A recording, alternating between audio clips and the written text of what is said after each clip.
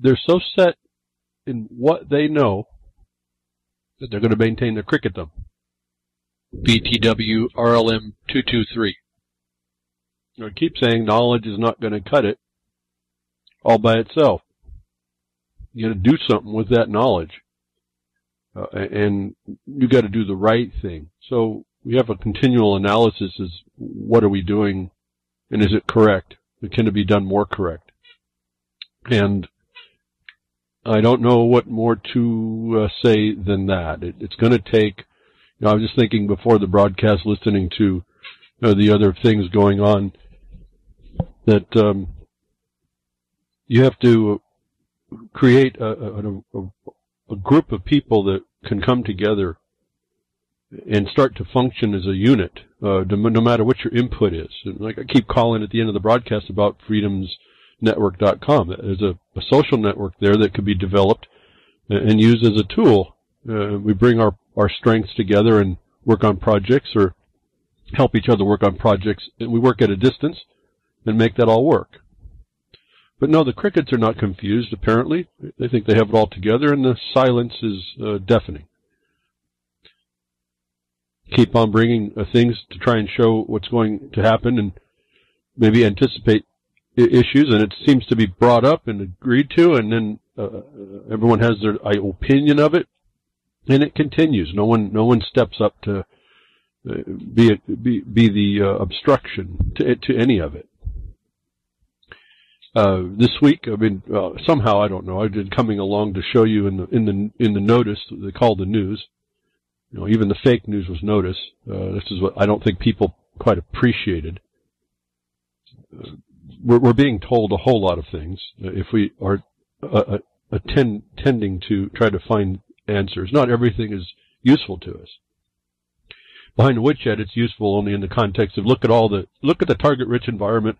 Look at what the enemy's doing. Look at what these people who profess to be authority, they're actually authorita, are doing.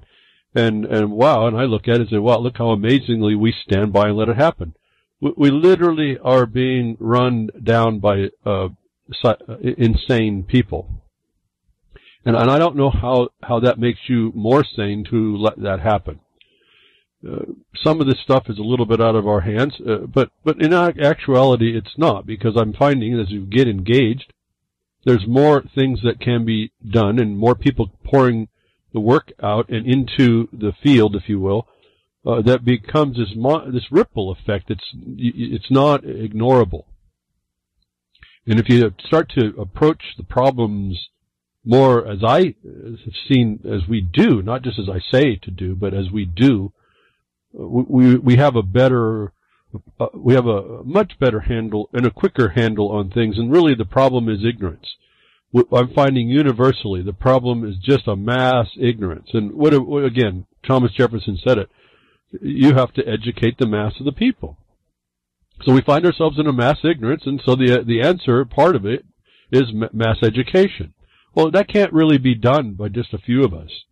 And it certainly is not going to be done by many of us that are giving the wrong information. Or even questionable information that no one does and backs up and checks. And so we have things coming on us, and I just watch them keep on working.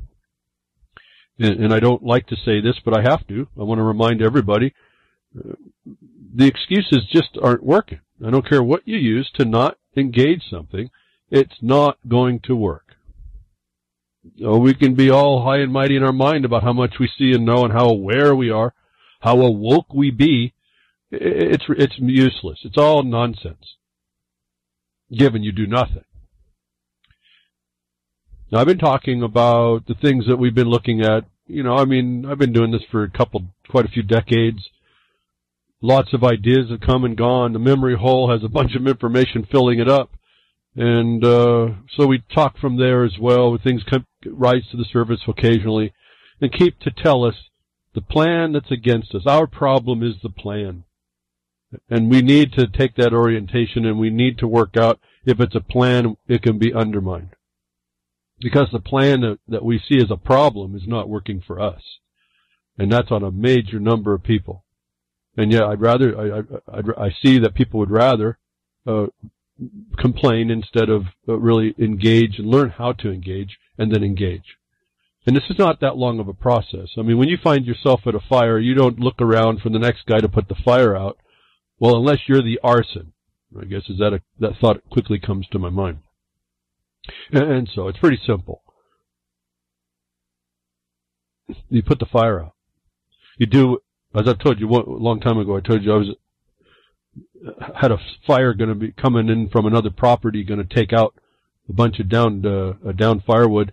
That was going to burn up all this wood that was dropped and dried in the summer.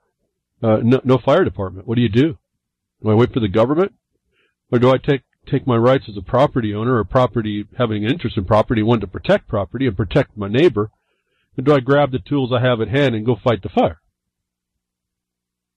Well, obviously, anybody who has, I think, a caring mind or a responsible mind at all would have picked up the tools they had, whatever it was. And the tools I had wasn't out in the field, acres and acres. You don't have a water hose. It was a shovel and a weed whacker. So, I mean, I just jumped on it. I said, well, if I let that fire go, if I wait for the government to come do it or the volunteers, as good as they thought they might be, and I used to be a volunteer firefighter in the area, I'm going to have my property all burned up. And it comes into my property, and we're not going to stop it. And so, this is the conflagration that's against us in our society today. And I say our society. It's what we live in, and it's what we live amongst, and it's put on us. I don't care what side and what way you start to look at this. Some crime comes against you, and again, if you don't want to believe you have an obligation and duty, I don't know about you, but to stop it. But most normally people know that they must stop a crime against them. Otherwise, it gets worse, right? We see the ultimate lawlessness, and the professed law is imposed by is us. Again, the United States using a group of people, convincing them to push an ideology that's completely extreme, even to those that would believe it, and being used as a tool to destroy other people and other places. Is what's happening and happened in all your so-called civilized nations, and you just don't even recognize it.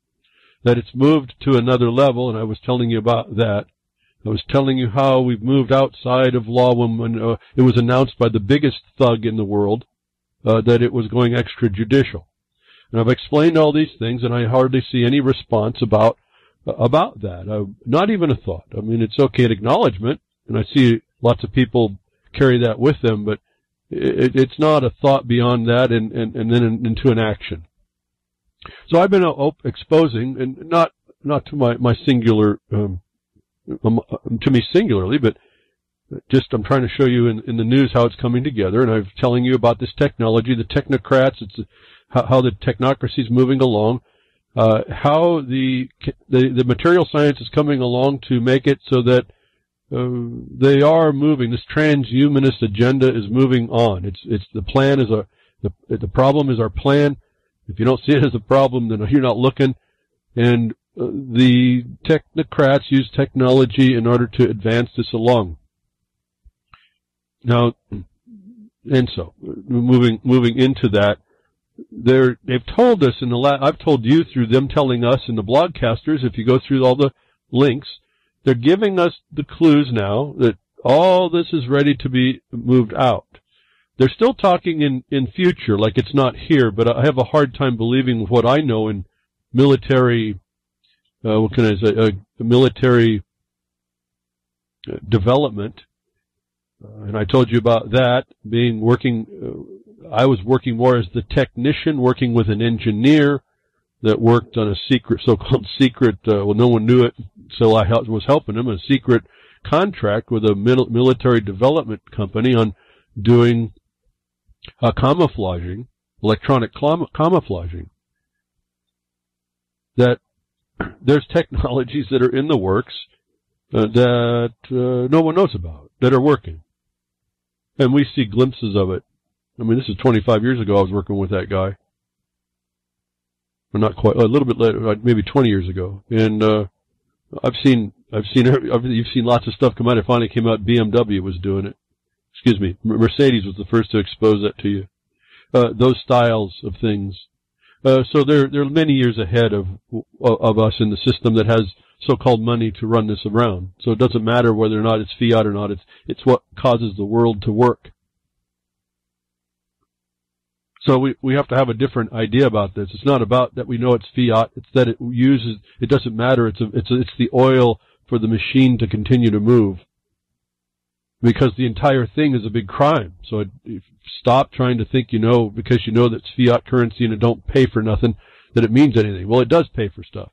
It's how it's the identification of a foreign jurisdiction right up around your ears. And you are duty bound to throw it off. That's not my rule. That's just the way nature works. That's natural law. Well, getting into this technocracy thing and how it's advancing and the notice that we're given about it all, good, bad, or indifferent, it's happening. And I'm not so sure that enough people really kind of care here. It seems like it's outside of us to do anything about it as well. The things I've been talking to, the military direction that all of this goes. But we now see another report giving us the notice that DARPA reveals $65 million Matrix program to plug soldiers' brains directly into a computer. Now, I could read all these things, and it's just a headline. But you can read the sourcing of it all, and I could do that, I suppose. But I'm not into that. These ideas that have been going on for years and years about DARPA, ARPA before that. I mean, this is back in the 70s. Have been around. This is not even new stuff. And here, this editor's note here on this report is DARPA drops the pretense and admits the existence of these secret programs designed to create an army of half-human, half-machine super soldiers to fight in their phony wars. Transhumanism is real and coming to a neighborhood near you very soon. I've said it's already here. And so this is very much on track, but it's not a phony war. This is a real war against you folks. Don't be lulled about that. The point is that it's someone making a report about DARPA coming up and saying, we want these half-human people. I'm going to point out, I think, a quick problem. They said that they want to tie it into the movie The Matrix. The Matrix is not a movie, but we're beyond that. They talked about plugging soldiers directly into a computer. Folks, I've just given you the technology in the last few weeks.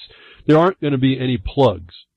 If you haven't figured out you can charge your toothbrush without any wires to the toothbrush, you're missing the whole technology. You don't need to be plugged into anything. You just need to be around it. So we can go over to Tesla, and he showed you about all that, and fluorescent lighting at a distance and all that stuff. We can do all that. It's called radio waves. I'm impressed with Tesla, but there's some things that people overblow about Tesla as well.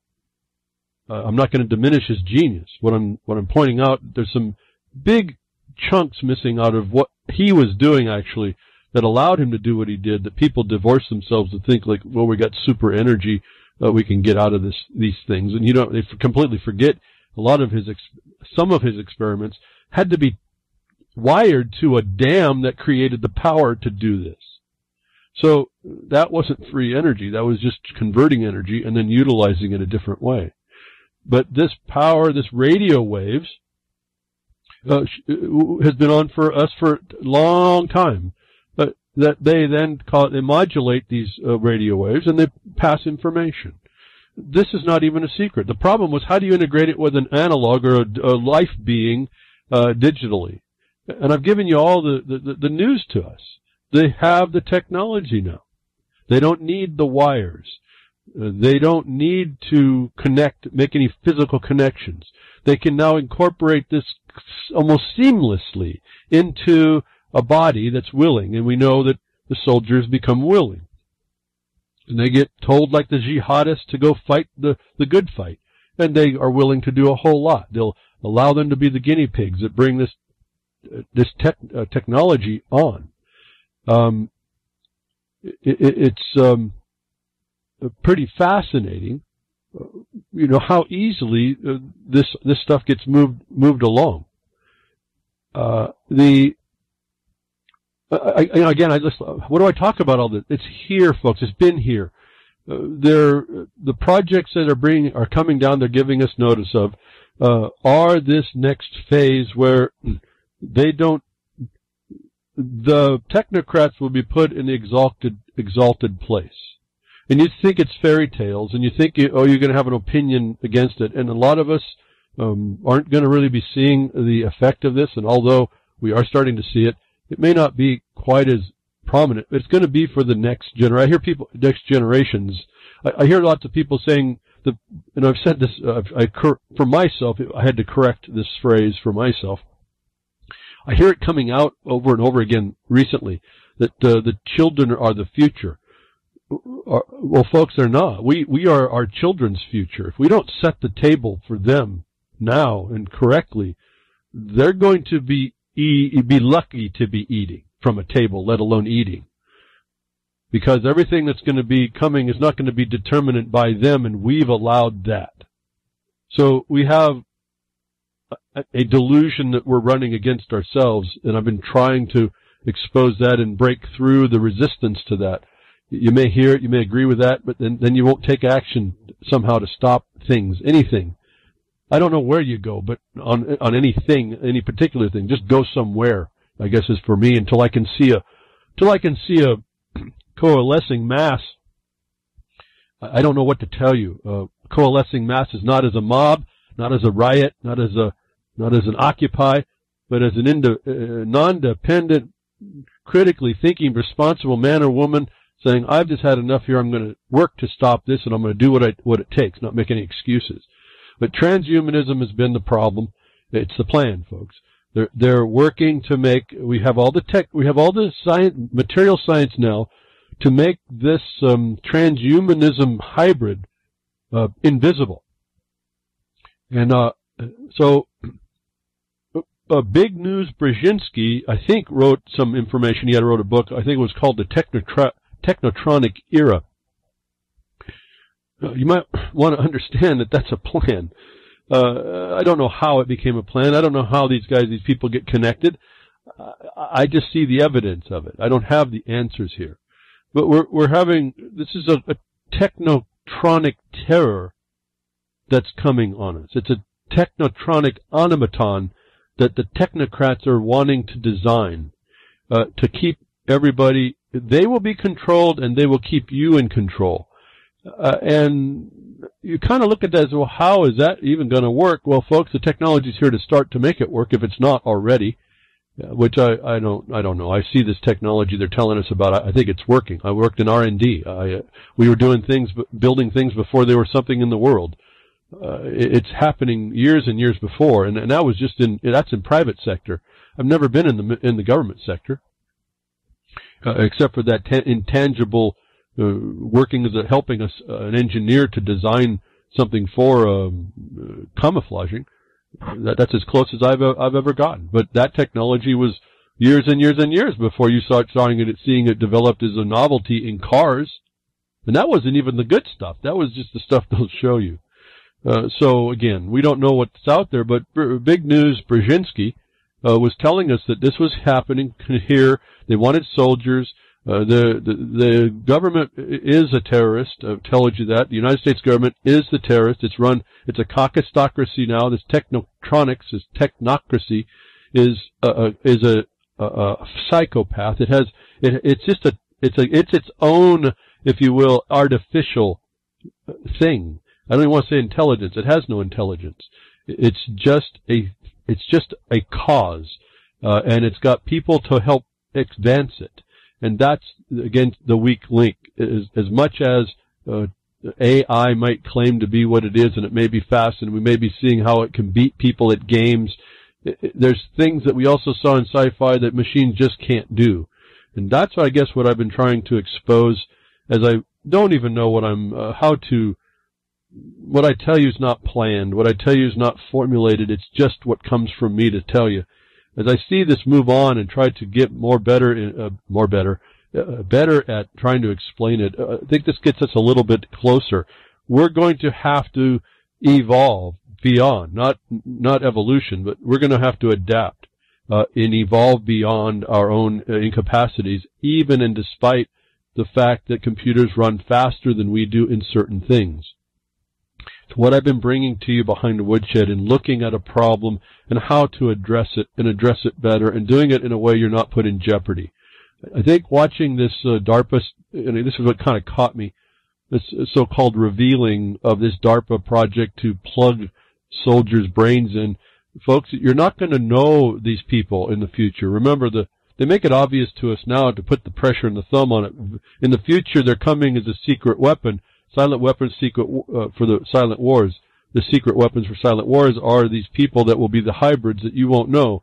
This is the society coming on that's completely hierarchical, and you will not be part of that internal club. You're going to have to be able to defend yourself even against these so-called super soldiers, or super bureaucrats is what they'll end up being. Because if you see the model, they've already figured us out. We don't even know we live in an occupied territory. We live with an occupier in our land. We don't see the courts as that occupation. We don't see the judges and the bar association members as those occupying force. We don't see the system that they have made as a defect. We see it as something to embrace. We rail against it a bit. We're riled up against it a bit, but we don't address it and in any substantial way, and that's going to help that thing.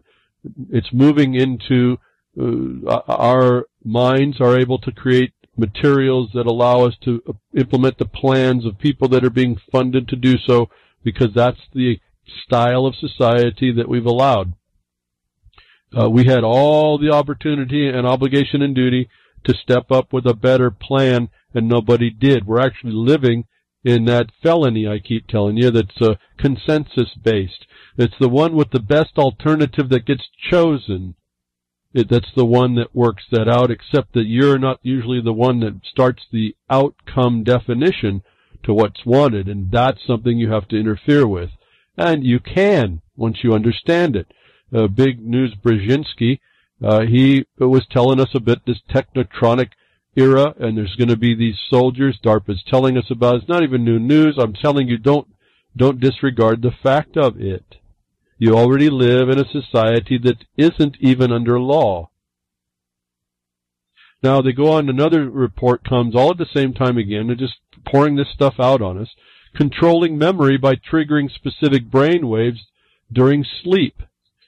So they're telling us that they've got a handle on this. Remember, they were telling us about the rat wagging its tail when a so-called human told him through a computer to do so.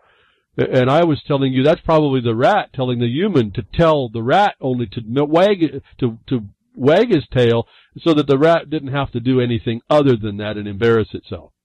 Was how I think these things actually roll out. That we were being told that the controlling memory by triggering specific brain waves during sleep is giving us an indication of how this non-plugged-in people, soldier, whoever, hybrids, are going to be able to be programmed. They're telling us it's only for memories or erasing memories. That should terrify you. That you understand now that a beam of energy, modulated in certain ways, can actually be put on you to affect you. Again, you can read about. I can read about it, or I can just tell you that it's here. You can go to the Blogcaster and get the link and read it. And I don't know if no one's commented to me, so I figured it was the right decision. The Blogcaster only has, for the most part, now the link. My headings, when I put in after the broadcast, that they come to me to put in to delineate the reports here that I'm trying to get through to you, and in the context of what I was telling you, the theme of the broadcast may have been. But I'm only putting the links now. I'm not even putting a copy. It still takes a long time, but I don't look for highlighted portions for you to read. I haven't got a comment back, so I suppose I was wasting my time before. But the links are there nonetheless for you to read what they're doing here. As a scientist of the Center of Cognition and Sociality within the Institute for Basic Science, enhanced or reduced mouse memorization skills by modulating specific synchronized brain waves during deep sleep.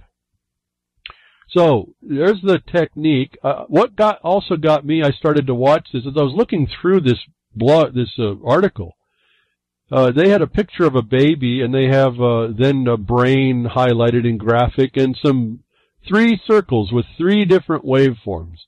And while I was reading the text, it didn't dawn on me, but it did. I mean, I started getting the syncing up with my mind about what they were doing, and something I've done on my own, and I've kind of mentioned it to you. Started to make itself known, and when I saw the graphics, it completely made it known. The way they're doing this is during slow wave sleep, groups of neurons firing at the same time generate brain waves with triple rhythms. Slow oscillations, what they call spindles, and ripples. Now, I'm not going to work anymore on discussing this. What I'm going to point out to you, there's 3 inputs there of different frequencies. When you get down and see the picture, that's when it triggered my mind, because this, as I was looking at this, was something I worked on as a side experiment to because I was inquisitive of these things one day, working in a electronics lab with oscilloscopes and inputs and generation and resonance and all this other stuff. And I was looking for something, I was tracking something, at least represented by our instruments. I was looking at reverse time, for those of you that are kind of tracking a little bit of this, that at the time I had to do the same thing.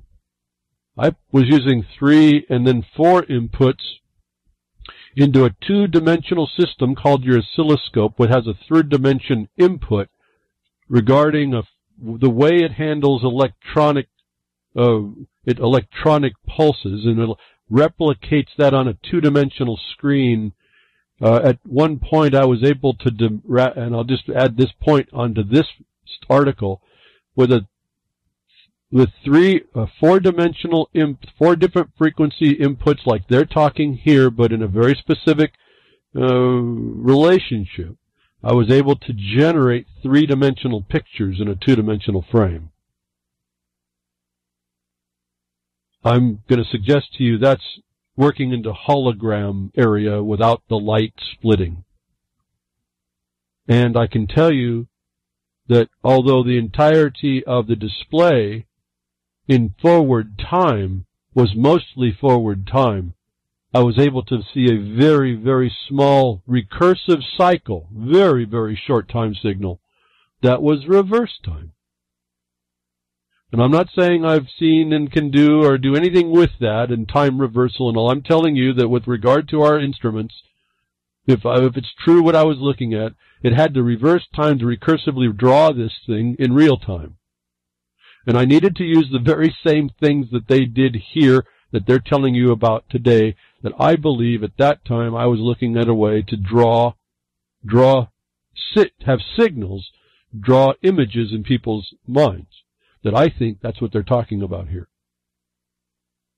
And if they're doing that, you're going to see the ability to have pictures drawn in your mind. You're going to be able to be imposed with pictures, with thoughts in your mind that are images that you think you're seeing, which is fascinating to me because I was able to mess with it in my own experiences and experiments. But I'll tell you, that's not going to be too much if you don't know that's what's going on. Or they use this technology. This is how they teach you. You physically think you've already relived it, and they just pump it to you. And I'm looking at waveforms right here that weren't identical, but they're very, very close to what you have to do in order to get this 3-dimensional representation in a 2-dimensional frame. And these people these psychopaths are working with this technology to make people better. And the only thing I'm going to tell you, that's like that best science. It's going to be based on their models and what they need, even though their models are made by insane people that are out of touch with a reality. Your reality will be dealing with their unreality. And it came out again today that there's due analysis. This climate stuff is all, it has no basis in reality. Just as I've been explaining for years, as others have been explaining for years, and yet it still is in the forefront of our societal mind and actions by the government. And we don't step up and say, wait, whoa, hold it, en masse, folks. We don't do this. We don't organize up on places like freedomsnetwork.com. No, we'd rather go to play games on with Farcebook and let them do their DARPA stuff. But let me get back. This was fascinating to me, actually. I'm actually kind of trying to keep it low key because this little thing right here was kind of a mind blower for me when I realized I've already been kind of messing with this, and they're talking to me here in this article saying they can actually wipe your memory or give you one. Now, I also was telling you that I had a problem in the 90s with my fever and my memory won't go away. It kind of spoke to me there, too. Did what happened to me in a fever act as a multi-frequency input to diminish my memory or make it the fog? Remember, I told you the memory was there. I just couldn't get at it. And that was the exasperating thing, knowing there's something there to remember but not knowing what it is. How did I even know that there was something there to remember? It would just drive me nuts, but I couldn't see it. I correlated that to this as well. Does what an analog fever, does it create frequencies in your mind that can erase or fog your brain? Just another thought. I don't know about that. I just thought about these things they have responses in the physical world. And so can we translate that over to other things? I'm looking at science. Science is just, so-called science today is just disappointed me beyond measure. We each are the scientists, if we want to go back to that method, understanding we know nothing about this creation. We're just children in it. Fascinating, wondrous things happen beyond our ability to comprehend it. And yet we think we know so much. And we have people that think they know so much and they've studied it enough to know so much. And like I was, talking about, seeing a story about CERN. They just found a big heavy particle of some sort. I didn't even get into it. They give them all these names, baryons or whatever. Folks, it just told me these people are a bunch of kids with toys because they're actually questioning whether there's things being developed that's outside of the theory that they're using, which means they don't know what they're doing. These are just a bunch of grown-up kids with big toys. And so when you have a toy, when you play in the street or in your yard with a toy, well, you're having you may learn some things about playing with it, but are you really learning anything? This is the state of, it seems, of our science. And it's accepted as reality. And it's absolutely not. Now the story I'm telling you about how they get rid of your memory and take away and then give you one, as of mice, when I saw the waveforms they used, it rang really true, brought back a memory big time fast. And so I think there's a lot of validity to this, and I think it's way beyond what they're going to tell you here. And if that's the case, folks, you really can't disregard these stories about this hybrid human caucustocracy imposed beyond control and remedy, movers and shakers and deciders of what's happening. I was telling you that big data was going to be problematic. This is now a story coming out, military-industrial complex secret war for our data. If you didn't know there was a war, folks, it's another recognition of these very factual things that I could see coming out of the 90s, but didn't have a way to speak about it. And maybe it wasn't time either until here I started broadcasting just a decade later than that. But a lot of what I tell you today is what I researched and learned then that are just proved out today. So again, this Liber Code matter was watching the law that I learned, that I read in the Benedict on Admiralty Encyclopedia about occupying forces, and then recognizing your government was the occupying force. And then found out also on top of that there was numbers of occupations, one of which was the time of Lincoln. Lincoln was just a lawyer. And that there was an occupation upon the Civil War that hadn't been removed. And I've had a couple of people communicating with me, and I appreciate all your communications there about these. The question has been, well, where was was this the proclamation that ended the martial law? I said, I don't know of anybody that's found the proclamation that clearly ended the martial law. We've had some pretty good researchers on this. I would have to include myself. I haven't found it. When I was talking more with Clint Richardson years ago, he couldn't find it. He did an extensive write-up on all that. Other people have come forward. There hasn't been a clear proclamation. An implied proclamation is not a clear proclamation. And then the first rule is you knows them when you sees them. I sees them, folks. I don't know about y'all. So the war against us is not a question to me. It can be a number of occupiers, but the worst one is the one that's willing to kill you for no good reason at all, or any reason that they make up. But the war is against us. I've been trying to convey that. We have multiple war fronts to be aware of and cognizant of and do what we can against it. Here's another one. Now people bringing it on. War profiteers. Remember, privateers in the Constitution are lawful, and if you're a neutral with the war or a letter of marque with that government as a privateer, you have the right and you are given the ability for its protection to be a pirate. War profiteers are finding the data business easygoing. And why wouldn't it be? Again, Silent Weapons of Quiet Wars told us that's what's going to happen. They have wielded their unwarranted influence and applied their business model of causing and then profiting from insecurity and applied it to the digital age. The results have been more profit for them and less liberty for you. The problem is the plan, folks. So here it is, another acknowledgement. The article goes on and on and on.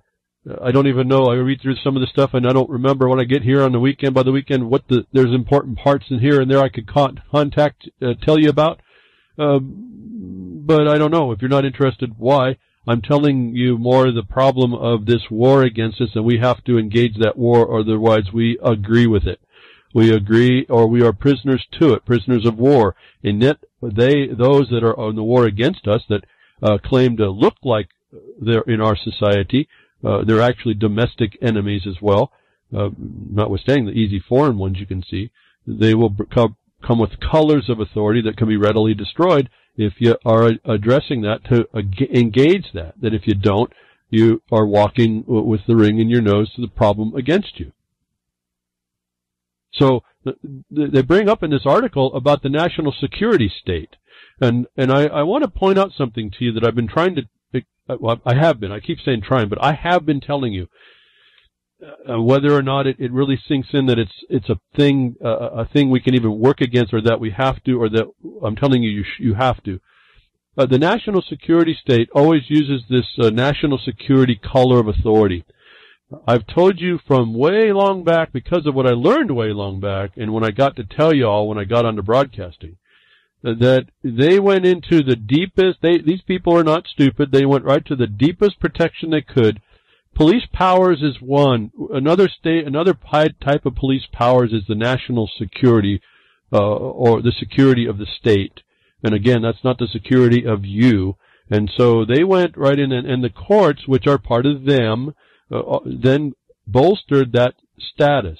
And so, in looking at this through international law eyes, I realized that was the PowerPoint. And I was hoping in the 90s that a lot of people would have understood at least what I started to see, and race the government to the police powers imperative. And hopefully that in that foot race, which I used to talk a little more of, we were in a foot race. I don't know who was going to win. I think we lost it, actually. The government got to the police power imperative first, and now you're getting flogged with it. Now, you were supposed to bring it behind the woodshed, and they're bringing you behind the woodshed. They're flogging you with this police power imperative. And then they went one step further to the national security imperative, and then they went again farther than that. And they took the nation and destroyed it in favor of abject extrajudicial action. Completely militarized. And I've been telling you all, this is the dynamic. And this is very formidable. But you've also heard me say that it's not defeatable for a couple of reasons. One, wars have happened all the time throughout the human history. these animals that we tend to fall, our fallen nature tends to rise up all the time to come defeat us again in this revolution that keeps coming around the history repeating itself. Let's break the wheel, folks. National security becomes prevalent. This is what the model is. War profiteers or anybody that's using big data right now to move their own agenda or profiteering, their ability to continue to profiteer and then advance the military state. Forget this. I see so many people talking about the police state. Stop it. Just as I see these people, they're so high prominent about, they speak pretty good, but they come up, we're in the police. No, folks, we're not a police state. That's policy state. We've been way beyond that. We're in a military state.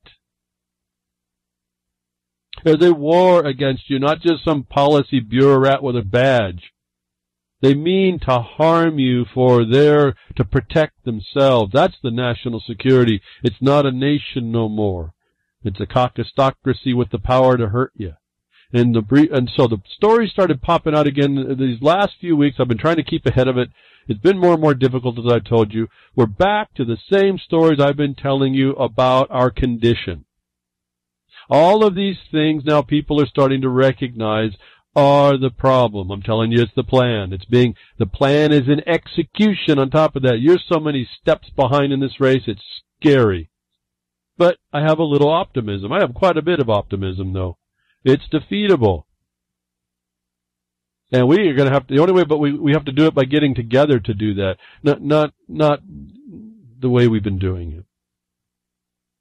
And I've said that you attack the national security provisions where you can, or the police powers where you can, to say when they bring them up, they're either not that status, or what they might be that looks like it could be the status is a fraud that is being used to cover and color an actual other crime under color of that imperative, is what I've offered to you all in order to counter this.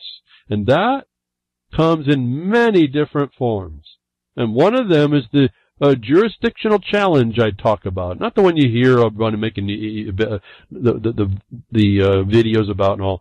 No, there's very particular ways to make this challenge, these challenges. There's many of them in the jurisdictional. The authority challenge, what we call authority. Jurisdiction is the power to hear and decide something. You make the challenge against them to hear and decide a subject matter, condition, complaint, event. An issue. They call that an issue. But there's a war. People are profiting from it. This is the worst. This is feeding into the worst of so-called human nature. And it's apparent now. And they're using national security, the highest cover of that can be used. And it's, again, we're in the silent weapons, quiet wars matter. We're in a war. We're in a data war. We're in a digital war. We're in an analog or biological war. They're now melding the two. They're going to make beings that transition between two realms, if I can say it. They're all this realm, so don't get too weirded out. They're here. We created both of them. Be careful not to divide your mind and say, they're different. No, they're the same. I've been offering answers, if I can call them answers. They're ways, again, the word in your mouth. What are you going to say against the oppressor that's coming in the future to be so much more capable than you are, given they can do what it looks like they already can do, program a man or a woman to access databases that you don't have access to, and counter whatever you think you had in your indignance against it. I'm suggesting to you, you can do much better with that, even without the knowledge of that database. And if you don't understand the natural law, and then the reality law, and then the law they're putting on you, and you don't quite get a handle on that, you're not listening to what I'm saying to you. And then give up some of it, because not to them, to some force that's there, that's the dynamic of which has had to make it come here, and allow something to speak to you that's the proper thing, and to be able to discern when it is the proper thing speaking through you to counter that. You don't start engaging this in earnest, your life is going to be what it is, and you're going to get out with the suffering you allow. Otherwise, you're going to be a counter force and a power that's being used to counter this evil that's coming onto us. And the only way we get to do that is to face it. And I try to bring you things. There's quite a few times I've been into the chats, and I'm trying to figure out. I don't have many examples. It's kind of like telling jokes. I don't do that. I don't recall sometimes really, really well. I just have the overall idea, and so it's a little vague. But the overall idea in the chats will be someone will make a comment, and I'll respond to say, well, you don't approach it that way. You have to approach it a different way with this angle, if you will, this other thing to do what you want to do. Let's say get to the jurisdictional challenge. You have an officer that knows the law better than you, even though he's then also given license to violate it and he's still okay. I've given you suggestions on how to even defeat that, and you don't have to know all the law. All you need to know is the law you need to know. Let me give a for instance that is hypothetical. I'm making this up, but it's going to be think about it in real, if it's really happening, and how would this work? That you know, without being all braggadocio about what you already know the system works on fiction. It works on these names. You know they're legal entity names, that they're not really men and women. You know that, but you don't profess that. You just know it. You hold that inside. And I'm going to take what we do now and I'm going to apply it to a cop on the street that this happens in the future. You got this hybrid soldier that wants to ask you a question. And I'm going to take what we're doing today and apply it to that moment. What if I told you about, do it after the fact, how to identify the person they're calling you out or asking you to call out doesn't exist? How did I show you how to prove a negative? Do you remember that, folks, in the past broadcast? What did I tell you? You look at their jurisdiction, you know their database, you know that the database holds legal entities, you know that's the only person subject to that jurisdiction, and you know you're a man or a woman, not in that system. What did I say you can prove right off the bat? And if this officer has ties to, he's connected to this database, you can short circuit him or her. Not that I think it'll cause smoke, but you've caused a problem. Would be to do what?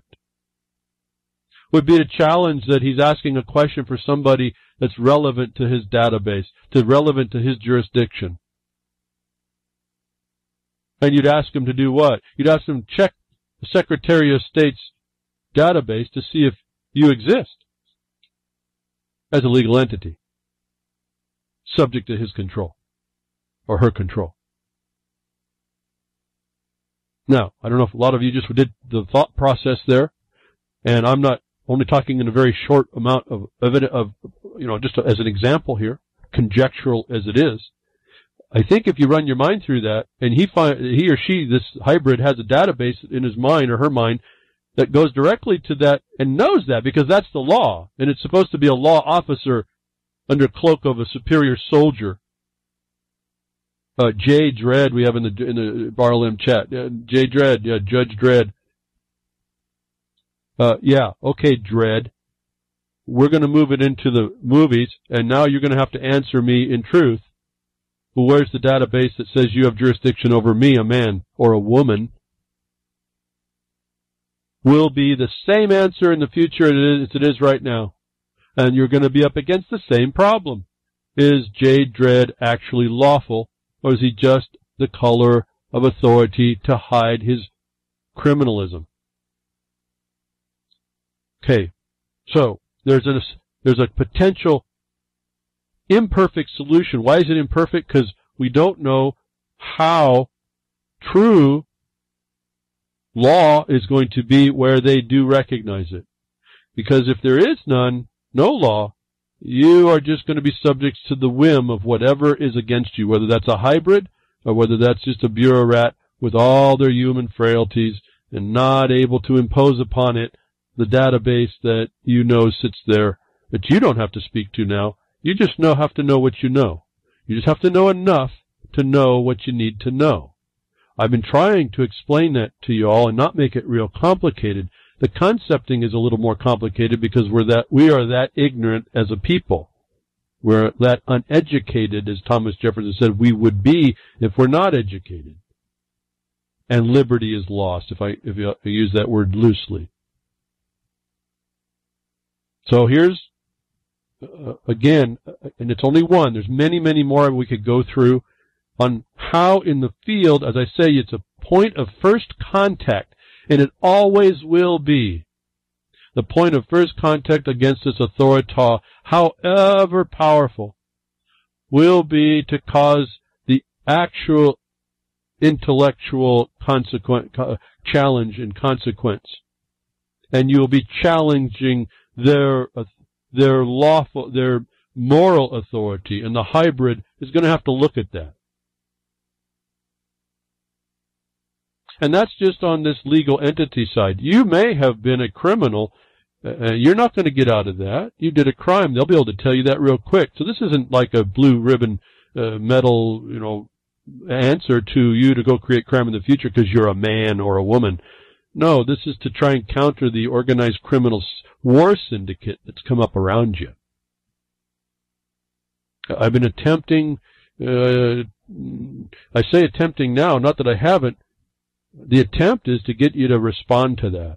And I don't know that I'm doing such a good job. And that bothers me a bit. But I'm not taking it as a harm. That's on y'all that don't start getting this. Or just thinking you know a whole lot and you got it figured out. You don't. You just don't. I know that, and I don't know how else to say that, then you just don't. National security is going to be the worst one. Just so that you know, it's not just off the top of my mind. When I was looking through mining law, I looked very carefully for these exceptions, savings clauses, these preservations, exemptions, exclusions, all in the statements.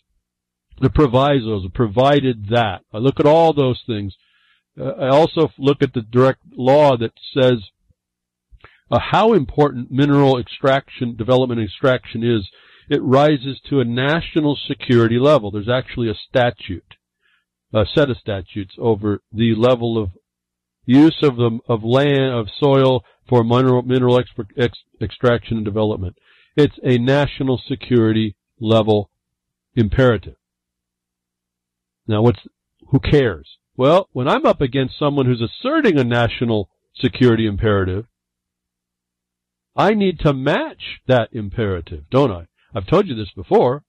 When you're in a takings condition where the Constitution provided the government could come and take your property, as long as it provided due process and compensation. So you heard that adultery coming out of the gate. But when they come after you, they have to show, these people, these bureau rats, these caucusocracy decision makers, the psychopaths, they have to show actually not just that they want the land, that they're going to put it to a better and higher use and benefit than you are using it to the same benefit, to the same society. And so when they come in with the national security imperative, you match it with another with an equal imperative, and then it's a matter of whether or not your imperative actually trumps, not the president, but the verb, trumps the governmental imperative. It just so happens mineral extraction and development is one of the highest, if not the highest, uses of soil that can be had for the purposes of defending the nation. Without minerals, your armies go nowhere. Your defense is nowhere. Is then related over to 6 statutes, 3 of which we use to prove the point that they admit to that. The decision makers, these policy makers, these congressional critters that are allowing these privateers because they don't legislate to stop them. Don't ever forget that. That's how you also know they're all criminals. There's no legislation to stop this by either funding or just outlawing it. And I've already told you that would be impossible under the Constitution for privateers because the government's used that as an out to defend itself. So we bring up a police power imperative in our defense that we benefit to that system. This is akin to making it look like you are in war in a wartime as a neutral to that power. I've told you all of this over time. And I guess I'm being more pressed to explain now on these points how these things are rolling down on us. There's no joke about what I've been telling you. You have better get this understood. You think that your problem is just about the Fed? You're not paying attention. You're just not paying attention. That's kind of been, it's all been inert.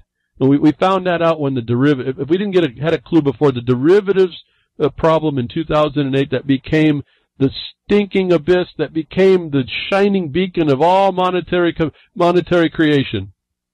If that wasn't a clue to you that your Fed is irrelevant to this problem, that we got to start focusing on the people that are making and allowing this to happen, and the processes to execute upon it, then you're missing it. And that's not going to happen all by itself. These Genghis Khan hordes are going to stay here as long as you continue to let them. So I wanted to, it's just coming out. War profiteers are in the data business, all right? That's just about every corporation that you know about that's into the data field, the big data, which is just about all the big ones, the multinationals for sure. It's it's worldwide. And I just then move on here. The military, it uses tools. It uses, we found the SNSA, the CIA, this war against you, hacking your systems. The corporations build systems that are hackable. They don't really fix it. Gets us to the idea that you want to start plugging into these silent web, quiet wars, plugging into the system, plugging into these facilities that allows them to make it easy for them to do so. It's not even a question now. We see Windows as malware, and again, critical flaws are found in Windows NTLM security protocol. They're asking us to patch now. I don't even know if I can even trust all of that. The point is that you are in this hybrid human animal thing, technocratic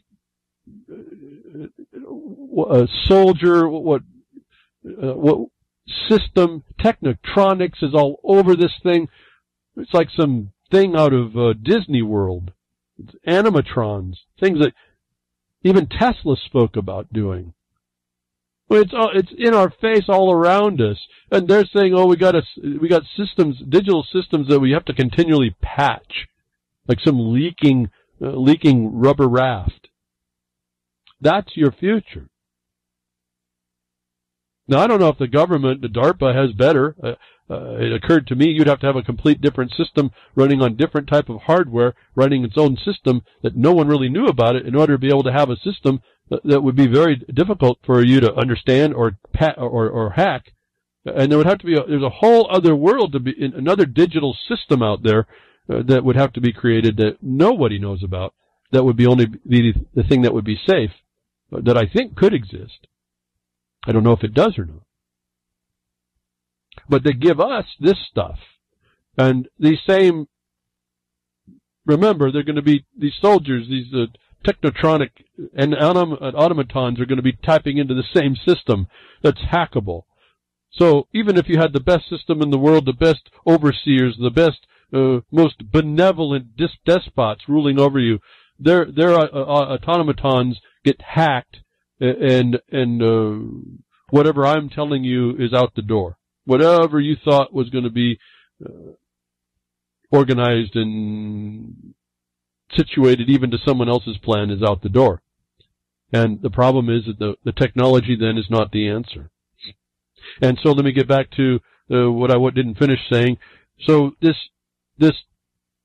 digital interfacing with these hybrids, or anybody even with their phone, they can do it by fingertip to get the knowledge they need as a law enforcer, as some bureaucrat, can be circumvented. All their AI power could not circumvent the fact, in fact, they get to it a lot quicker, that the so-called human cop now can't do and is getting excused. The AI automaton soldier, who will be looking like your local friendly police officer or police officer, will have to come quicker to terms with the fact that it does not have authority over men or women only legal entities. And the AI can be subverted by looking at that fact. And you don't need to be faster thinking than to know the fact. You have an instantaneous response that responds in the way that you're meeting them at the point of first contact. So, in some regard, if we're going to go there, let's anticipate the future. How do you respond to this Technotronic soldier that looks like a law enforcer that comes to you to make an accusation? And whatever has been hacked or whatever wrong, the facial recognition or whatever they thought that you were is not. Or it's that digital person that they've created that doesn't exist actually, that you're not either. If you don't know what I'm telling you, you wouldn't have a way to talk to that. And if you did, that thing would have to identify that you aren't what they said you were. It doesn't matter how fast AI is at that. In fact, it's going to work counter. You actually might get out of the problem pretty quick if you understand how this starts to work, instead of living in your opinions about what you think you know and how you know it, or just casting it all into the wrong against you and just say, oh, it's all just junk, or curse at it, or whatever you all want to do. The fact is, it's an active part of where you are, and you're going to have to deal with it. It's crawling out of that swamp. It's the stinking abyss that's been up around you. I find it fascinating. People have opinions about this wall Trump wants to build, but they're entirely silent about the walls built up around them and holding them captive right now. It's fascinating to me. Oh, you'll scream up in the sky around the walls that are built around you. Scream up how bad they are and how rotten the people are that put them around you, but you won't start chipping at the foundation in order to topple those things. And recognize you were that ignorant all your life, even with your knowledge and your awakening, to not even understand to start chipping at the foundation that was built in those walls. You'd rather just complain about it. So this bunch of links keep coming in. We're back to that military consequence I keep talking about, and want to remind those of us, and now I'm reminded as I get to this point, Solomon used to call into Freedom's Network, to Freakers Ball, the Freakers Ball on Friday night, and then he had to stop. He called in to Grimner, I guess on a private call, and Grimner recorded it. And if you go, I don't know where it's all at. I found it. The link I got was at the YouTube for the Real Liberty Media YouTube account.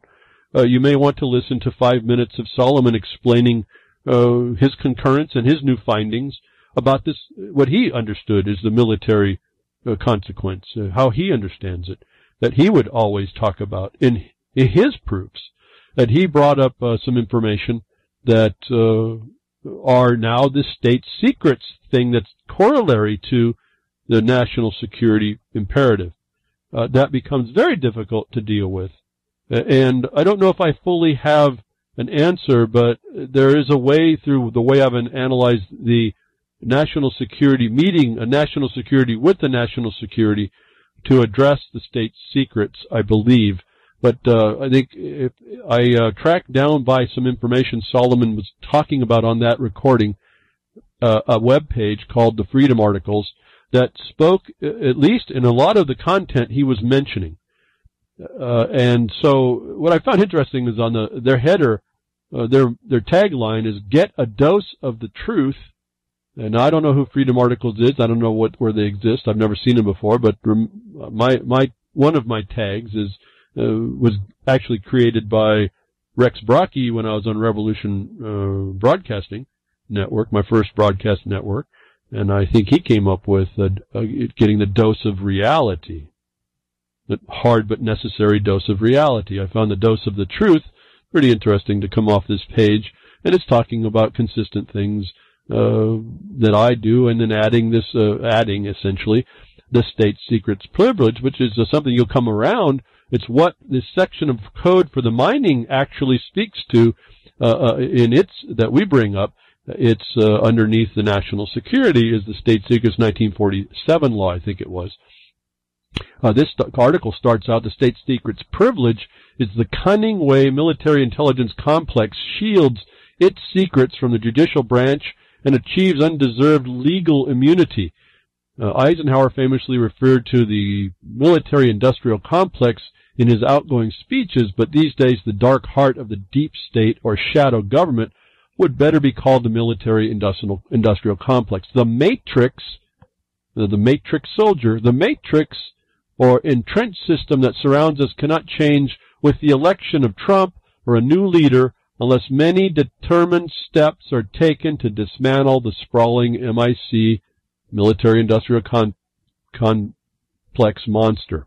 The MIC has unprecedented and highly consolidated power in its hands that comes from monitoring, surveilling, and spying upon almost everyone in the world.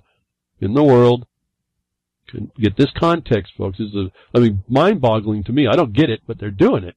The world, folks. Even when it is challenged, the executive branch of the United States government to protect MIC invokes the state secrets privilege to prevent legal cases of being heard in court. Well, I've told you and shown you those courts are incompetent. So those aren't an expectation for me, but it did bring up the concept again and again that I bring up. It's going to take a plan against it. It has to determine steps to dismantle this thing. And this is not just the only, that's only talking military-industrial complex. It's more and beyond all that. We've allowed this monster to be developed, and we exist inside it, and allowing it to be working, and we don't have the first clue how to address it. And what I've been offering all this time is how you locally start to learn how to address locally take smaller bites out of the problem to learn how that'll amplify into getting bigger bites. And if we were all beginning to start to do that, we would start to integrate our effort together non-dependently on our own cause, and we would all then be training ourselves on the more effective ways to start to dismantle all of these things that we can find, or a lot of them that I can see. So I want to thank Solomon for calling and let us know he's all great. From what I gathered, he may still be listening periodically, if nothing else. Thank you for letting us know. I do appreciate the shout out also, and hearing that you're okay, even below the standards of a hobo. Don't despair. Keep plugging away. Something happened. I don't know if I got the place right. Why you went? If you went so far south during the winter, I'm not so sure about that. But not a hobo does that. Maybe that's the problem. But Solomon did call, give us his insight. It leads to this, what I could find, it leads to this article. There's some other sub-links that you want to go to. You want to get yourself familiar with this. This is one of the major difficult problems, but I believe it's a self-inflicted wound, and I believe the Congress has every ability to do whatever they can do things in order to constrain it, that it doesn't have to go to a corrupt judiciary, which wouldn't protect it anyway, because that's part of the system that wants to continue the destruction, the control, whatever it does. I don't even get it. I don't understand the purpose. I guess you have to be that fallen to appreciate it. I don't. All I know is I see it, death and destruction wherever it goes. And maybe worse, I don't know, maybe lingering sufferance, I don't know. But here's another article for you to read. It talks to the state secret privilege. You have to understand how this dynamic works in order to you need to think on this if you intend to do it. You can apply these types of things to a lot of other areas. It's no different than a FOIA that's turned down, and they give a reason. There's a whole bunch of reasons they can turn down a FOIA, but if you understand the mentality behind state secrets, you can start working to think about how you even interfere with that, and it ends up being jurisdictional. It ends up being extensions of authority. And why I keep focusing on these things, and that runs down to whoever you talk to. Those things are always in everyone who talks to you so-called officially. There's always some authority that they're bringing. Now it's up to you to prove. They rebut the presumption. Even, prima facie in the statutes. That's just a rebuttable presumption. That's a statement that they make for the courts to take on as a presumption of what is. When the certain fact is alleged, it doesn't mean it can hold up. It's prima facie that something happened, but that's rebuttable by better better evidence, real evidence, not opinion. And so this, when you start seeing it's working like this it's more fluid than what it seems to be, except at the point of the gun and the willing of the one who's wielding the gun to shoot you. That's just a criminal mind. They're just a criminal. There's no, it might be insane, so there's not even remedy against that. They're just a criminal, insane mind. I mean, they would just put that one in a rubber room and not in a prison. Like, I guess they believe that the insane one is already in their own prison. I guess maybe they are. And how did that get caused? Well, we can see that they can actually program. They know how the frequencies work to program. If they can take away your memory, and they say they can't put memories in, well, they certainly took one away. That's like putting one in. It's a negative memory. Causing them remember, enforcing a memory, that's putting something in. So, we talked about epigenetics, real-time changing, folks. This is not like they thought over eons that you change. You adapt to your environment, whether it's physical, scientifically physical, your response to the environment. This is a natural response. The chemistry in your environment, the psychological inputs that you get. You don't think there's frequencies going in your mind when I'm talking right now? Even just the speakers? See, there's this energy going into all this. We have this epigenetic, this real-time changing of our DNA, our adaptation in real time or in short generations, not over eons, that I don't think that people appreciated this when I started talking or bringing it. I started to actually develop it more openly when that ant colony story came up. And I said, here, they're talking about you, folks. This is why, and I talked about it because I'm certain that that's going on, not as a question. It's not some wild-haired idea I can relate to somebody else that's also saying the same thing that I've already figured is going on. Real-time changing in your DNA is not, I don't know why more people didn't just blow up on that one and just really concerned. It's happening to you now in your food, through your medicines, your pharmaceuticals, your environment, your air, your water. All that stuff is physically changing you. And it's physically changing how you think and what listen, we saw it in what was the dragonfly. They changed the genetics to receive the technology, digital technology, to plug into the organism. If you didn't appreciate the real-time nature of this condition, that we adapt in real time, you're missing how they're really coming after us. And they do this dark DARPA stuff underneath this state secret privilege, and it is now oozing out of the stinking abyss to envelop everyone's life around the world, even though DHS and CBP admit they have no legal authority to access American social media accounts. See, they're doing this without authority, and the system is set up to make that so, and we can go in, and that's why we have to go in and make a notice of it that's not an opinion but a record about how this isn't working. Now, DHS and the TSA and all this, I told you, they're agencies they're dealt with on an agency side.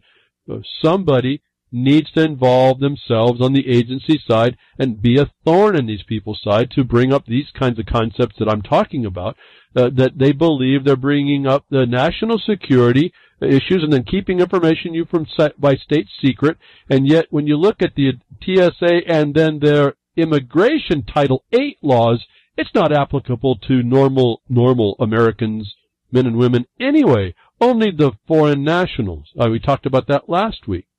Now, if it's only over foreign nationals, and now they have evidence in this article that you'll get the link to, that they admit, they state from their own documents, which you put in your bag of law and facts and proofs and their admissions, that they don't have legal authority to do any of these things. And we also know that Roberts and Supreme Court, they unanimously decided that your phone is now off limits. If you now put a bullet point of these facts on a list of paper and then approach TSA and DHS say, well, how, you just admitted you had no legal authority. How are you not liable to a remedy? Start your record to start your imposition there. Start to get the record for you, if nothing else, of the fact of the violation. And people say, well, that's not going to do anything, or it's okay, or whatever. It is doing something. You're taking responsibility to more effectively address a wrong that you were not practiced in doing, that you hadn't cognized in your mind how even to do it, that I'm telling you, once you start to do that, you then develop internally tools that fortify and magnify that in you wherever you go. Because once you start to do it, things unfold before you.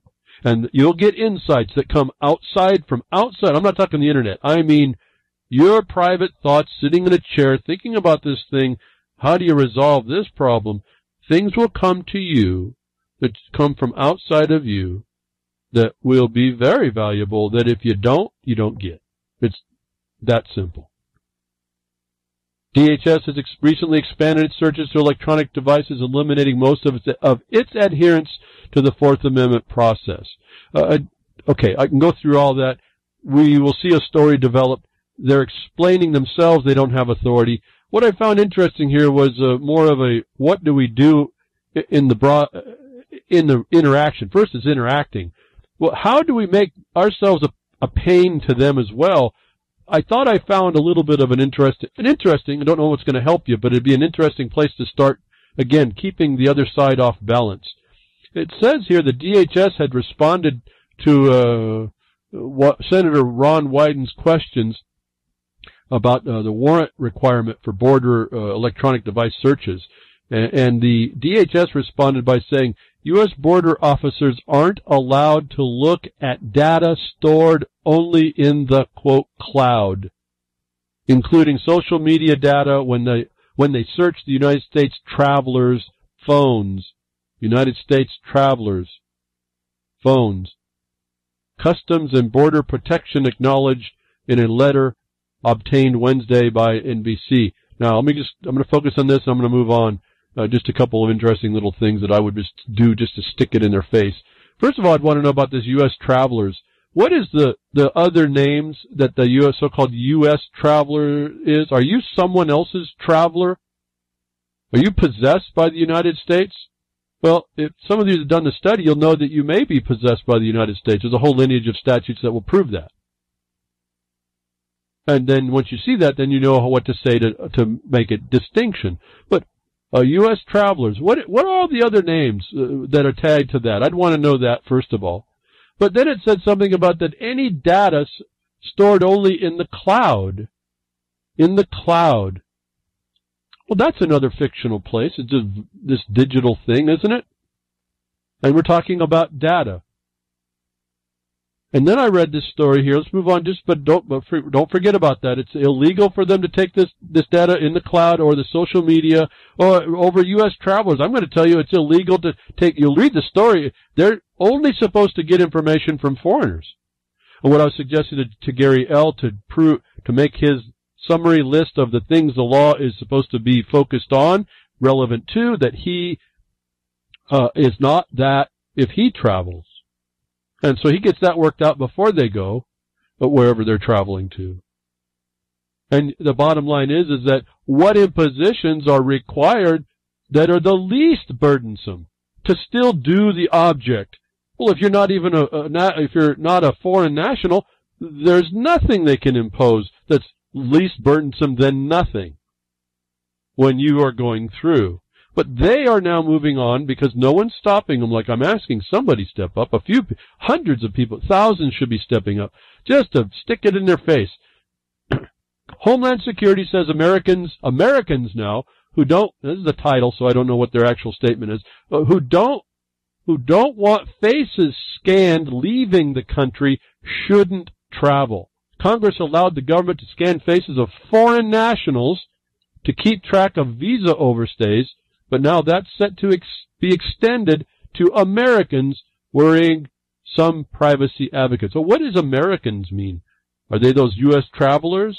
Are they another group of U.S. legal entities only, not men and women actually traveling? These things can't be left as a question.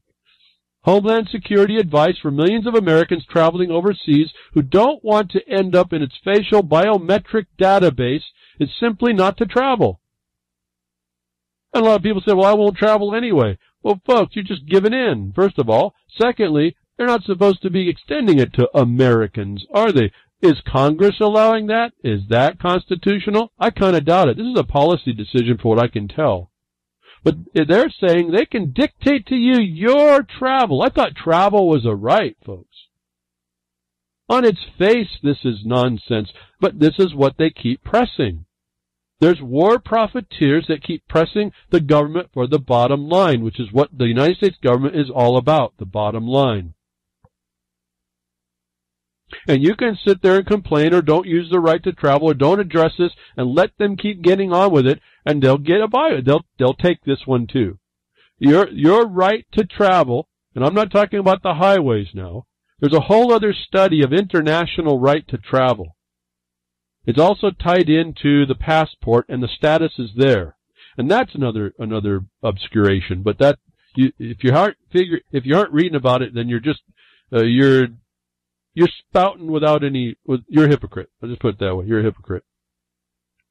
There's real things to study here, not opinions. There's real things to do if you really want to say you are free and you are law abiding. In other words, that you will not agree with the violation to someone else or yourself as a criminal act. You just become the accessory to the criminal act. So the Homeland Security is going to up the ante. They're saying all Americans who don't want to face a scan can't travel. Now, what authority are they using for that other than just brute force, fear, and imposition that y'all don't address? And I think it's completely addressable. There's nothing underneath the law for foreign nationals that allows the policy to extend to so-called Americans and interfere with their right to travel. Interfering with their right to travel is not the least needful imposition on the right in order to execute upon the law, which doesn't pertain to Americans at all. And in the process, understand what I've told you before, that they may consider you the enemy combatant, and that truth will have to come out of their mouth. And until it does, they can't continue that. They can't conceive of it. They can tell you, and they have the memo to prove it, but that would then become public knowledge, and you'd be the one to have exposed it if they did that. And we'll never know until someone steps up. So here we have big data. They're attempting to get more. They want facial recognition. They're doing their databases. They're going through private companies. They've admitted at least social digital stuff, they don't have a right to the cloud. My thought on this facial recognition, okay, and for some of you that don't want to go through the more formal record-making side, maybe why don't we just, we'll have behind the woodshed clouds hats that you'll wear on your head, and it'll be like a puffy cloud. It's made of material you can see through, but it's a big puffy cloud you wear on your head. And then you tell them, with this little letter before, that they can't see any data in the cloud, and what they want to get in your face is data, when they get in your face, that the cloud protects you from the requirement of the facial recognition. How about if we do that? I'll just start, like I said, I'll do the buckets of sand. For those of you that will just carry the bucket of sand, for those of you that want to always stick your head in the sand, we'll have the behind the woodshed bucket of sand. You can do that. Now we'll have the behind the woodshed cloud cover. It's a hat that puts your facial data in the cloud where they say they can't touch it. Smart device breaks up domestic dispute by calling the police. Another thing that came up, big data, fascinating what they do, what people plug into, what I told you it was going to be used for, and now we start to see the reasons and what it does. Right in your home, we've heard other stories like this. We're gradually learning the smartphone devices can be quite valuable for police. Well, you wouldn't gradually learn if you listen behind the woodshed. You'd have been told a couple of years ago at least. And I'm sure I'm not the only one, but where is everybody, folks? That's obvious. It's laid out for us to do and look at. And look at all this stuff. Our phones. People, look what it did with the phones. You don't think the smart devices of the phone were gradually learning about this danger? We're looking at as a society that's completely clueless. They got their head in the cloud and don't know the government can't see you there. Following a recent case in the which Amazon handed over data from its Echo device to police investigating a murder, a smart device called the police when a couple was allegedly involved in a violent domestic dispute. According to ABC News, officers were called to the home outside of Albuquerque, New Mexico. But this has got the heart of the beast, I think, beats in Albuquerque somehow, for some reason. I just get this impression. This week, when a smart device called 911, the smart device called 911, and the operator heard a confrontation in the background. Police say Eduardo Barro was house-sitting at the residence with his girlfriend and their daughter. Barrows allegedly pulled a gun on his girlfriend when they got into an argument and asked her, "Did you call the sheriffs?" A smart device in the home apparently heard "call the sheriffs" and proceeded to call the sheriffs. A SWAT team arrived at the home, and after negotiating for hours, they were able to take Barrows into custody. So, this is showing you the need. Everyone's happy that this was resolved. This is another domestic dispute. The woman and the child didn't get killed, and I suppose maybe that's a good thing there that happened. But there's a little tagline: your smart devices are listening and functioning already. Community care. You're not quite getting this. As soon as that goes out, we're going to have a SWAT team show up. Now, you know that they don't mention this guy got shot. I wonder why. Most other times this guy gets shot. Oh, so I suppose this is just a story to get you to believe, that's going to be a good thing in the future. No, this is going to be community care, and you're going to become a problem. They're just going to get rid of you. Your smart devices are going to be listening to everything you do. And it gets even better. This hybrid soldier, you think they're going to make to someone else, it's not going to be for you. I told you it's all the electronic stuff that you give, that you buy, all the things that you bring into your life that you don't know are so-called smart, the S-M-A-R-T. It's not intelligent, but this is what they're trying to get us to believe. This is the technocrats, technocracy in our face. Wearable device reveals consumer emotions. Now, pre-crime pops up really quickly here in my mind, if it didn't get to you. This is going to be the technology tapped into the hybrid soldier. Humans experience a range of emotions in response to products and experiences on a daily basis. Well, this is really innocent, isn't it? Shoppers may get excited for certain brands and they then overwhelmed by choices. Audience members may oscillate between apathy and engagement during performance. Boy, I need that one. We need that, folks. I need to hear your apathy so I can figure out a way to talk to your engagement. And I'm not going to bring in no rings. Children can become frustrated, bored, or entertained with learning a new subject. Using wearable stress sensors, analytics, and other technologies, MIT Media Lab spin out Empath. Get it, folks, Empath is able to pinpoint the exact moment consumers feel these subconscious responses. This is through somebody interpreting you. Is it true? Well, my question about the jurisdictional name of legal entities will show that it may not be. So they're going to get your emotions, folks, or what they think is your emotions, digitized, and you don't think that hybrid soldier is not going to sense that, right or wrong? Right now, companies struggle to understand their customers' emotional needs and wants. The government may not care to struggle. Enough here. Your wearables are what I told you they were coming. All this technology was telling us it's here to do this. This is the rudimentary stuff. They're not telling you that it's already happening. They're not telling you that you're going to be part of that cyborg army. You're going to be the ones that are the soldiers. You won't even know it. Big News Brzezinski predicted that the citizen soldier will be undistinguishable from the rest of society, because it's all of society. You don't think this new Windows 10 being able to give you upgrades from someone else's computer isn't a network that is able to do and tell on everybody? And you're walking right into this. And another inside player, MIT Labs, is in on it.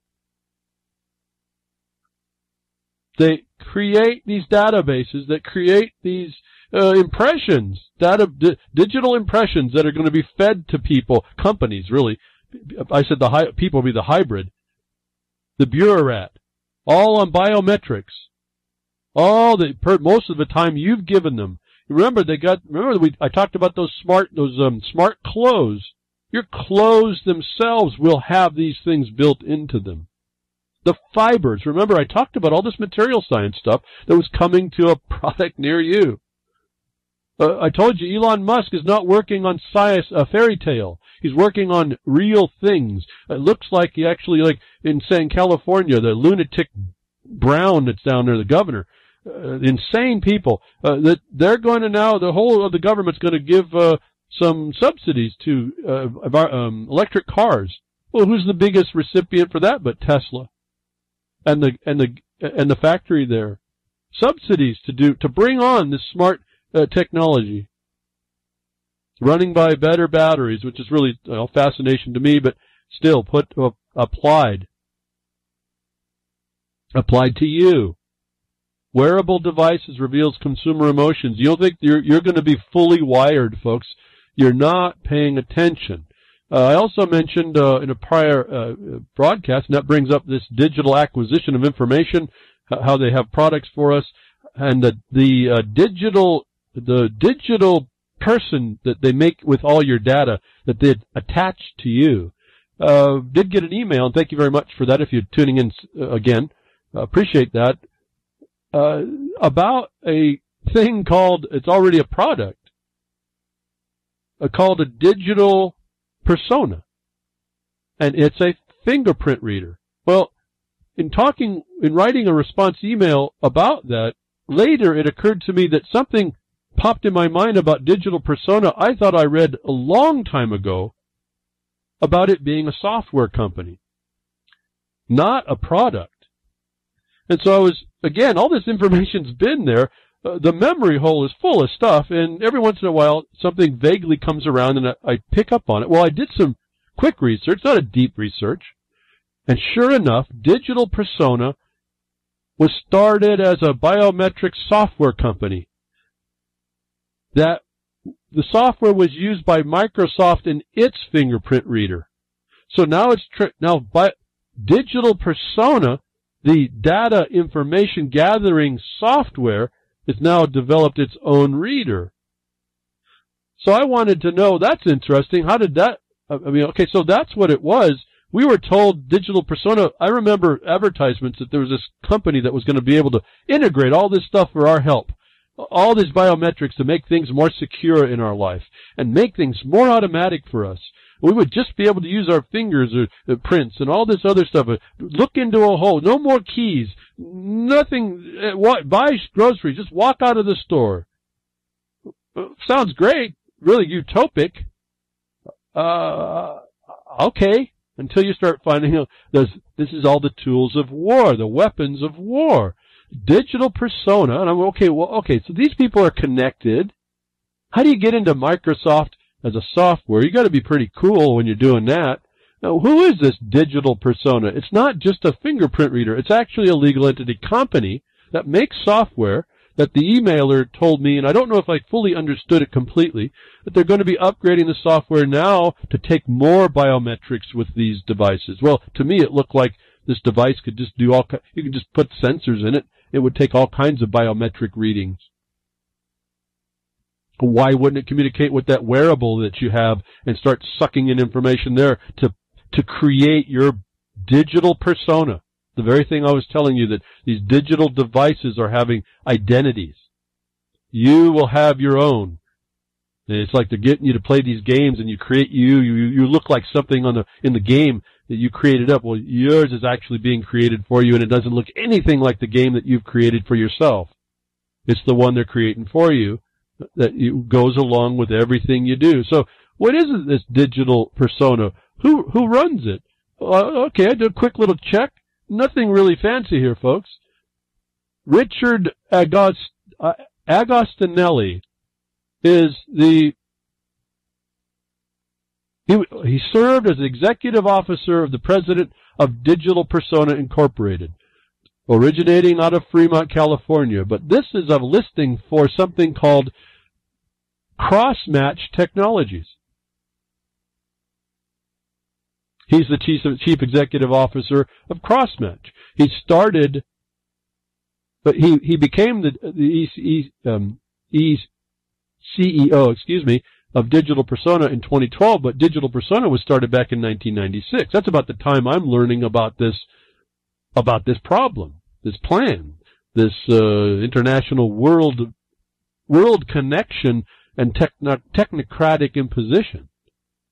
Applying my newfound reading and knowledge and experiences of the international law as applied to us on a global scale, not just in an opinion or because someone said it's a new world order, but because I was reading all the statutes, all the codes that were allowing it, and then realizing about the corporations that were coming in, the public-private partnerships that were filling the needs of the plan. But looking at who is this Richard A. Agostinelli? Again, very careful, very quickly, looking at Crossmatch, he's the CEO there. Just looking at the front page, you have to understand what they're saying. Their motto, the world identifies with us. Listen very carefully here, folks. The world identifies with us is not a small statement. Now, I know companies want to promote themselves, but this is dealing in a global structuring and global need devised with weapons for global wars. That their motto is, the world identifies with us. Very catchy. The world is all of you all. Is going to be identifiable by them. Crossmatch, and this is now we see the information coming together as a hub, that they use these devices, as I said they have. This is not a secret. Not like I originated. We could just see it coming. That everything that they're offering is to develop the wars against you and the war profiteers. And let's maybe point to where the source of this is. Where might we look? What's the origins of this guy coming in just at the time they need it? Just at the time they need this data integration on something called the digital persona, that is this fictional virtual you, they'll make it you, that you won't understand unless you listen behind the woodshed, how to start to challenge. And how not to avoid it, or to challenge it when it's developed around you. And to limit your exposure to its creation is actually more of what I've been trying to do. Yes, why I have things to hide digitally, and for other reasons. That these people, this cross-matching data on a world scale, who is this guy that comes out of nowhere? Oh, I go do a quick research and find out what's his origins, what's his training, where does he come from, this gentleman? What do you think, folks? Just so happens he's trained at Loyola University out of Chicago. Loyola University out of Chicago. Which becomes a very interesting connection to this next report that pops up this week. Loyola University is a Jesuit university. Why are we continually focusing ourselves and originations on people connected to a very narrow group of organizations? And here it is again.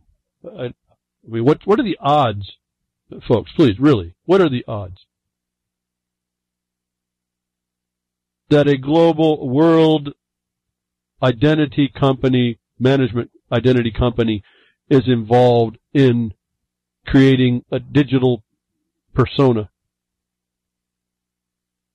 which is used globally to control and track you, which is used to anticipate your future, anticipate where you might be, anticipate what you might want, feed into that for you, so that you're just, if nothing else, you're just dealt with in your pleasure. You're not a factor. That also coming up, the Jesuit University and this guy who now has the pulse of the world's identities in a context that's not very good for the rest of us. We hear Pope Francis' allies accuse Trump White House of apocalyptic geopolitics. You kind of wonder, what? Where did this come from? Why would this even be an issue with Pope Francis, his allies? Well, you know, it's really close to him. He's not here without his voice.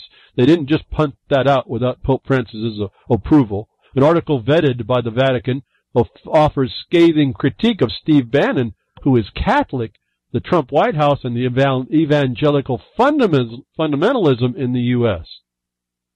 In an explosive article written by two close associates, Pope Francis has accused Steve Bannon, the chief White House strategist, of espousing an apocalyptic geopolitics whose roots are, quote, not too far apart from that of the Islamist extremist.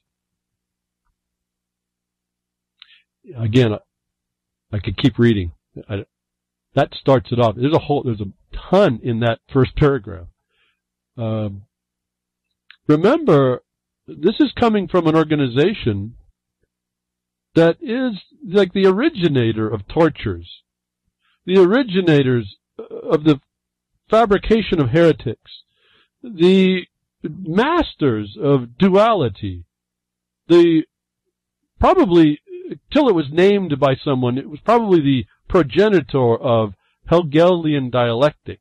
That it would come attack one of its own is just the method of how this is starting to work. But don't forget, as I pointed out before, almost all of the Trump administration has what? Who trained most of these people? What universities, what influence universities trained most of the cabinet, but the Jesuit universities or backgrounds? The term, Mike Pence says he's an extremist, like an evangelical Catholic. That's like an oxymoron. I mean, it's just a new created term. This is the unity thing of the Catholic Church happening. I've talked to you about this. When did I do that, folks? Last year, about this time, when I also explained to you, let's not forget next month, a month and a half from now, when what happens? The very Protestants that are in the White House sign and agree to a treaty with the Catholic Church to reunify the schism that was created by Martin Luther. Isn't this fascinating to you at all, folks? How controlled this whole thing is, and we can focus just haphazardly, by mere coincidence, without a known reason, that one group of his peoples historically are involved in everything I've been talking about so far today. That will use, and is within their so-called ethics, to make a statement on one side, the same members of which can move against on the other, as long as it advances the outcome, which is the exaltation of this Catholic evil. And some of you will be Catholic, and some of you won't know that. It's evil. This organization is evil. Not your belief, it's your belief of the belief. But you haven't read enough to understand the Jesuits are not a non-entity, a non-player. They also have the ability to make you look at one hand while the other hand's doing something else. They're masters at this. I look at the very first paragraph and I can't imagine, all my mind just goes kind of bonkers about all the different things my mind starts coming up with how they've gone and done this, where they attack one of their own to make a question. and then they bring out the agenda, and they bring out the issue that they want. And what did they want? But in the second paragraph, what are they after? Coming right into September. But to make the news again of the agenda I told you was coming back last year, in July, I think it was. The article of Law Civilta Cattolica, which is vetted by the Vatican before publication, lays out a scathing critique of evangelical fundamentalism in the U.S., arguing that on issues ranging from climate change to migrants and Muslims, proponents of the ideology have adopted and twisted reading Scripture and the Old Testament that promotes conflict and war above all else. Folks, that is the definition of the Catholic Church. How much more twisted can you get the reading that the Catholic Church does?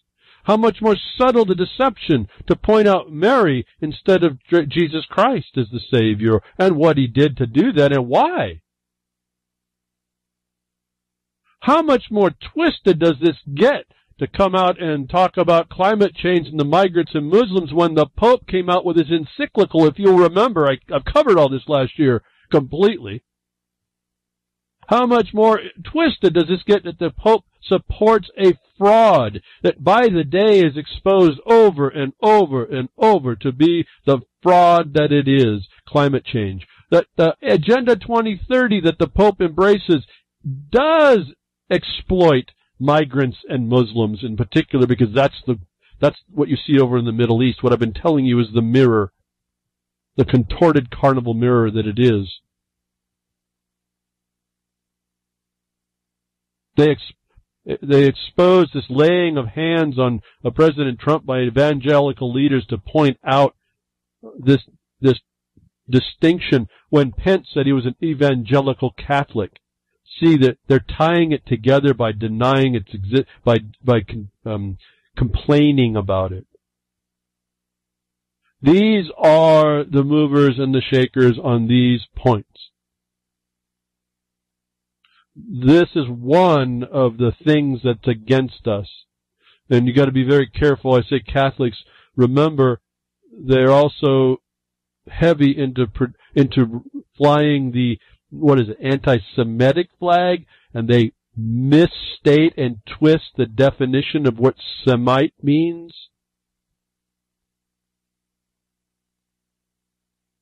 It's all the same organizations. This is if you wanted to understand how to deceive, you would look at this organization here. I pulled out a Twitter, again 140 characters to roll out this conversation. The story came out and I responded, stated that they are. Again, the story comes out to say and accuse Bannon of apocalyptic geopolitics. And I responded, stated by ideological extremists embracing AGW, fraud, and A2030 exploiting migrants in favor of an is-us occupier. Don't forget, Israel sits there. And I say, hashtag, you are kidding me, right? Do folks not see through this? And if they see through this, why don't we hear more response?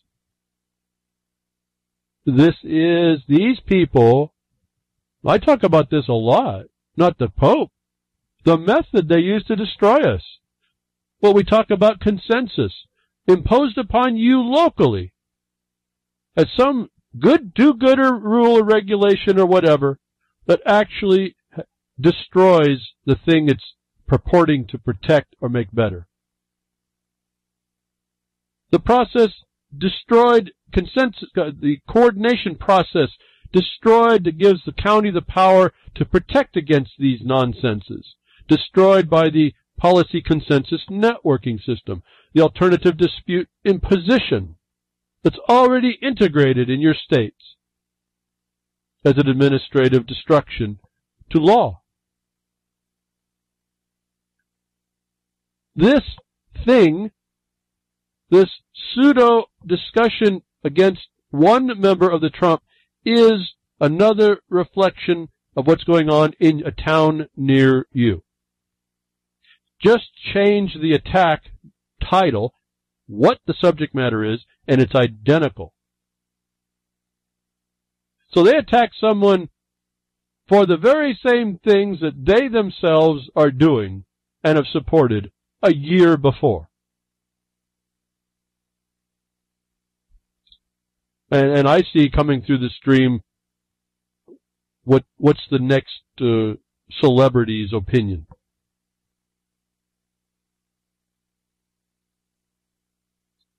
I could care less about the administration, Trump, the ban and all that. What you're looking at is a dynamic method that is evidence of the existence of the destruction against you, the war against you.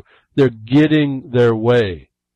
It's getting fulfilled. It doesn't matter that it sounds like Trump didn't go in Paris. They're actually proving how not getting involved was better. But their rationale is based on how it's relative to the fraud of global warming. I'm talking about the invented consensus one, not climate as in natural climate. These folks are working on a global scale. They're not bashful to attack an administration of the most powerful thug. So you have to wonder who you can't challenge may be the one that has the reins here, folks. This global warming thing that they have on us, another story pops up. How wrong the Pope has got it to impose climate change is evidenced right here. Arctic warms, America cools, how climate systems interact. What have I said, folks? Balance in the environment. Where one place gets warm, another place is going to go cool. Where one gets water, another place will go dry. There's an interaction in the system. A system that denies that the climate change people, Michael man-made global warming, denies the sun.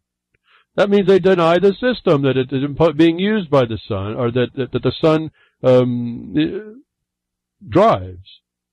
A new study from Chinese and South Korean universities has looked into the complex interactions of climate systems to try to understand why the warming of the Arctic has caused more intense and lengthy winters elsewhere. Is all I need to hear that the IPCC and consensus scientists and the Pope are not infallible? Apparently, they don't know, these scientists don't know about climate systems and interactions. Yet they will make rules and policies and condemn a man in a governmental administration for having apocalyptic intentions when they're the ones that are imposing fraud that will have apocalyptic harms put on people, but not in the way that we see in war, and they call it and hide it under geopolitics. No, it's just going to be global. The carbon tax fraud market is part of that the Pope agrees you need to pay for somebody else who doesn't have it. That's shared prosperity right through a 2030. On a fraud, on a system, this next article says that they don't even understand what the complex interactions that they exist and where are they and why. They just know that they are. Exactly what I told you. This environment is so complex that I don't know that there's enough knowledge about it to build a model that accurately portrays it, that we could even begin to believe we could do any kind of predictions on it.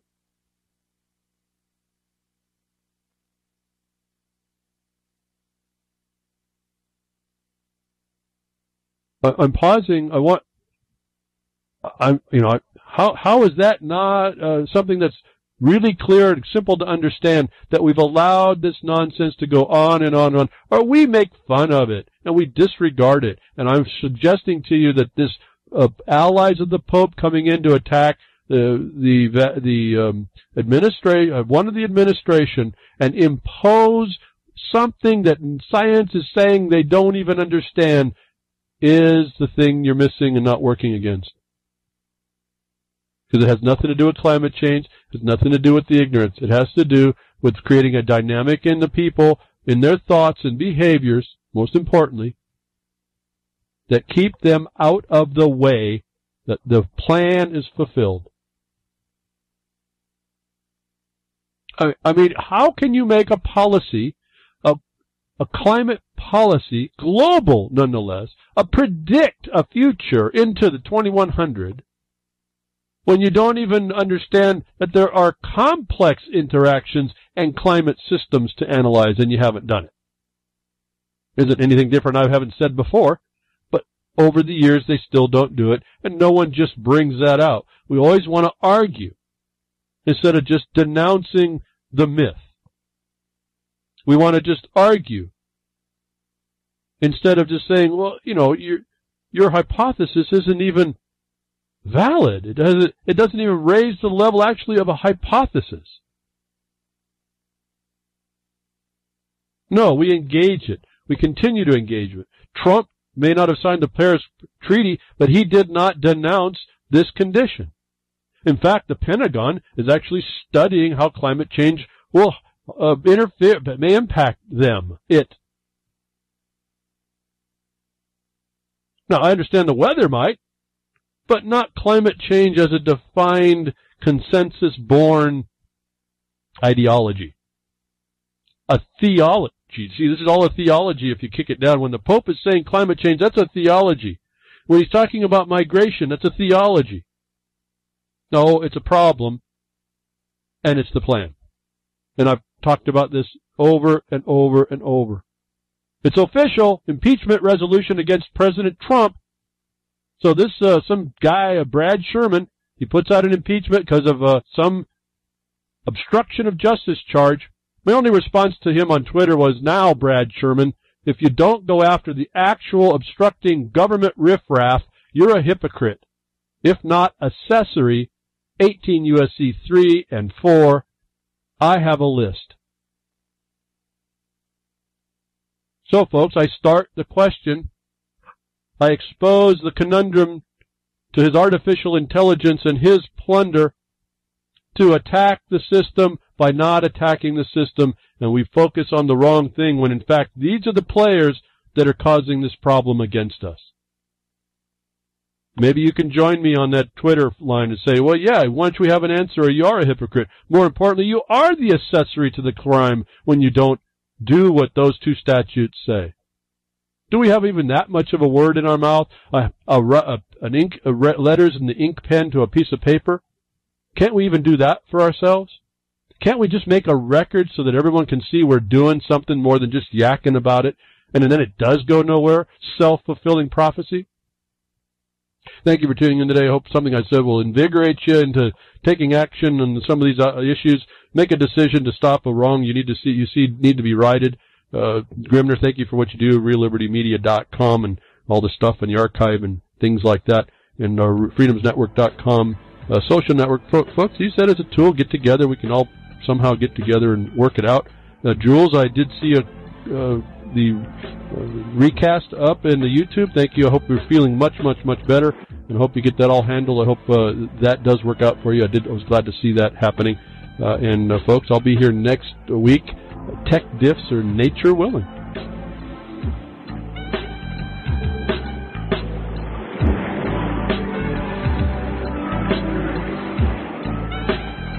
Well, that's another lesson. I hope with today's information you can take it to those that misbehave. From behind the woodshed, leaving his mark on the beast, this is Hal Anthony. Till next time, journey with purpose.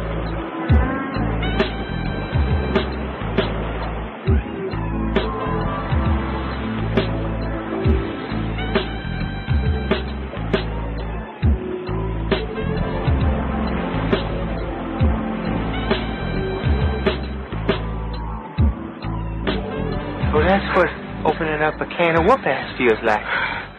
Son, you just opened a whole case of whoop-ass.